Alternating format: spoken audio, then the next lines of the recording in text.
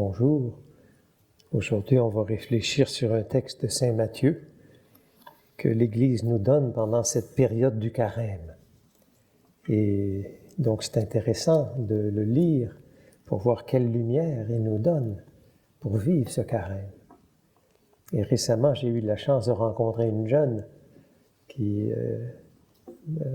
quelqu'un nous a introduits, et puis cette jeune-là voulait dialoguer avec moi. Qu'est-ce que c'est le carême? Comment le vivre? Alors, si vous voulez, on va lire le texte d'aujourd'hui.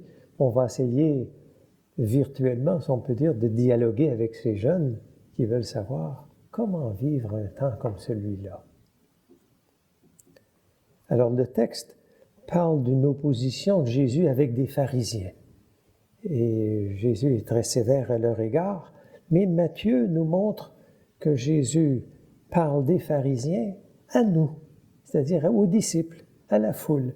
Et donc, le but de Jésus n'est pas de nous monter contre les pharisiens, mais plutôt de nous rendre vigilants sur quelle attitude on laisse grandir en nous dans notre vie de foi. Et donc, on va le lire dans ce sens-là. Honneur et gloire à toi, Seigneur, Jésus, source d'amour, toi le chemin de vie,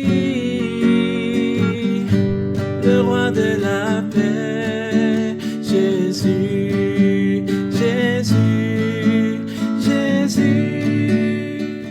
Donc, en ce temps-là, c'est le chapitre 23, les versets 1 à 12.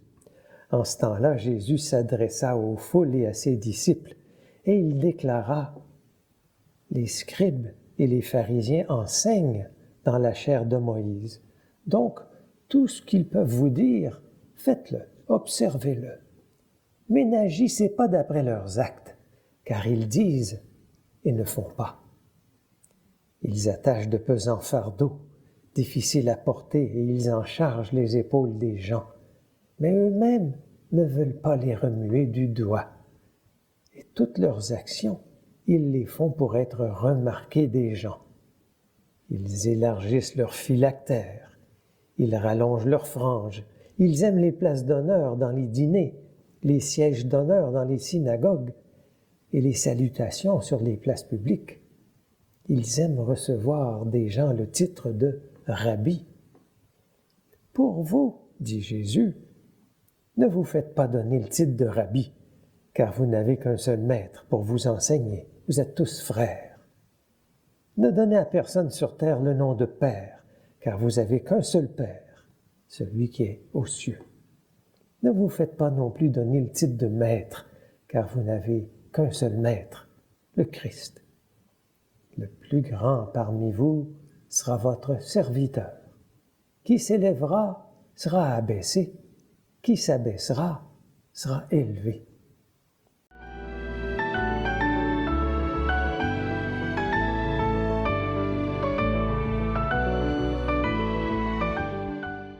Donc, quel rapport entre ce qu'on vient de lire et le chemin du carême? La première chose que j'ai dit à la jeune qui m'a demandé, elle avait l'air à vouloir savoir quelles sont les choses qu'elle a à faire pour vivre un carême. Et la première question que j'ai aimé lui poser, c'est celle qu'un prêtre nous a posée en paroisse récemment. Pendant son homélie, le prêtre a dit « Rentrez à l'intérieur de vous et demandez-vous qu'est-ce qui a besoin d'être transformé. » Alors, je trouvais ça très beau. Et donc, j'ai suggéré à cette jeune, tu peux partir avec cette question-là. Ça te mettrait sur le chemin du carême. Et Jésus nous dit, évitez le danger de ne pas vous mettre sur le chemin vous-même, de conseiller aux autres de se mettre dessus et vous-même de ne pas vous y mettre. Parce que ça, c'est l'attitude qui est dangereuse en religion, ou chez les pharisiens, entre autres. Ouvrez votre cœur, car Jésus dit, il y a un danger qu'on puisse vouloir faire sa vie de foi sans ouvrir le cœur, en faisant des choses. Ensuite, Jésus dirait, examinez vos relations aux autres, parce qu'il dit, le pharisien mais il vise par là des membres chrétiens, puisqu'il s'adresse aux disciples. Il dit, il y a une tendance de vouloir surcharger les autres et se surcharger soi-même d'obligations religieuses. Et Jésus dit, veillez à ça. Et donc, un temps de carême, c'est pas un temps pour se surcharger d'obligations, ni d'avoir un regard sur les autres où on les juge, mais beaucoup plus un temps d'accueil.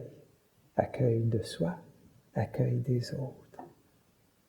Compassion pour soi. La compassion, ça veut dire d'être proche de quelqu'un, de moi-même dans les choses où je suis plus souffrant. Compassion pour soi, compassion pour les autres. Pas le jugement, pas mettre une charge de culpabilité sur l'autre ou sur soi. Et Jésus dit, ce que tu vas faire là, tu vas le faire dans le secret de ton cœur. Tandis qu'il y a des gens, ça peut être des pharisiens, mais ça peut être des chrétiens, et qui font leur carême ou leur Pâques, et qui sont un peu fiers d'avoir réussi. Et Jésus dit, non, sois pas fier, aie plutôt de la gratitude que tu as rencontré Jésus d'une nouvelle façon, que tu as prié d'une nouvelle façon, mais que ça soit dans le secret de ton cœur. Donc voilà des attitudes de carême. Mais Jésus nous donne aussi des routes. Et là, c'est beau pendant un temps de carême d'écouter Jésus d'une façon particulière pour nous guider sur le chemin, puisqu'on a dit, entrer en carême, c'est se mettre en chemin en ouvrant le cœur et en étant accueillant de l'autre et de soi-même au plus profond. Jésus dit, vous allez tous frères. Quand il parle à nous, les disciples, en ayant parlé des pharisiens, il se tourne vers nous, vous allez tous frères. C'est-à-dire, vous ne serez pas supérieurs à l'autre. Vous allez être frères et sœurs des uns et des autres. Et qu'est-ce que c'est qu'être un frère universel? Le pape François a beaucoup parlé là-dessus dans une lettre qu'il nous a écrite qui s'appelle « Fratelli Tutti ». C'est très, très beau. Ça serait un beau texte à lire pendant le temps de carême. Et le pape François a dit « Aujourd'hui, plus que jamais, on doit devenir des frères. » Peut-être parce qu'il sent les divisions entre les pays riches, les pays pauvres. Et les pays riches méprisent la culture des pays pauvres. Peut-être parce qu'il voit les immigrants qui arrivent dans nos villes. On n'a qu'à regarder Amos. Amos devient une ville multiculturelle de plus en plus. Mais comment est-ce qu'on accueille l'immigrant? Est-ce qu'on l'accueille comme un partenaire de travail ou est-ce qu'on l'accueille comme un ami? Et est-ce qu'on lui demande, tu vas devenir comme moi, comme un Québécois, tu vas adapter mes valeurs, moi qui est supérieur? Ou est-ce que je dis, on va s'adopter mutuellement? Je vais découvrir la richesse de tes valeurs, tu vas découvrir les miennes, et ensemble, on va se créer une nouvelle synthèse, une nouvelle identité nationale. Alors, c'est beaucoup demandé, mais c'est ce que Jésus nous demande. Soyez tous frères. Quel beau chemin pour le carême de vérifier en nous qui est mon frère et qui j'ai exclu. Et ça me donne immédiatement ma route pour le carême, être frère de tous, au-delà de mes barrières. Et même mes religions sont maintenant représentées dans notre ville, ici à Amos. Comment je suis en dialogue avec mes frères et sœurs d'autres religions, ensemble pour la paix, vraiment devenir frères. Et puis Jésus dit, vous allez être des serviteurs. Quel beau chemin de carême, devenir un serviteur. Là aussi, le pape François, dans sa lettre Fratelli Tutti, il dit, aujourd'hui, servir, c'est servir la fragilité. Servir la fragilité. C'est donc, il dit, tu vas tourner vers les personnes plus fragiles que toi, celles par rapport auxquelles tu aurais des barrières, des jugements qui montent en toi. Ça sera ta mission. Surtout des personnes qui te semblent antisociales, ils se droguent ou bien ils refusent de travailler. On aurait tendance à les juger. Tourne-toi vers ces personnes. Soit personnellement ou soit avec d'autres étudiants ou d'autres personnes, réfléchissez ensemble comment on va essayer de résoudre cette difficulté que vivent ces personnes-là. Le pape François dit, s'ouvrir comme ça, tu vas créer une amitié sociale. C'est à ça que tu es appelé. C'est là où il met notre mission.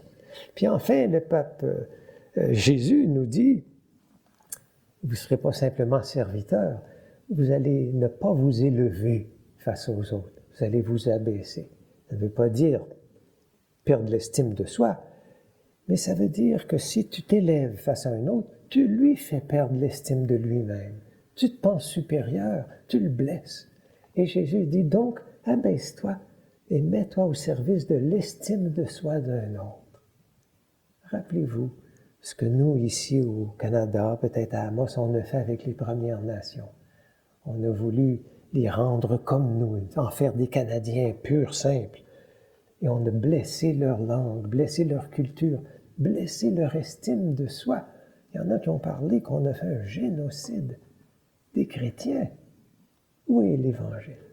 Jésus nous dit, abaisse-toi, mets-toi au service de l'estime de soi de l'autre, dans ta classe, dans ton école, dans ton milieu. Et puis Jésus dit, en parlant encore des pharisiens, il dit, si tu fais ce que je te dis, si tu te fais serviteur, si tu deviens un frère universel, une sœur universelle, si tu t'abaisses, tu vas voir grandir en toi une nouvelle compassion pour tous. Tu vas voir grandir en toi un nouveau sens de justice et de l'injustice présente. Et tu vas voir grandir en toi peut-être une nouvelle foi dans les autres et une foi en Dieu et une foi en toi-même.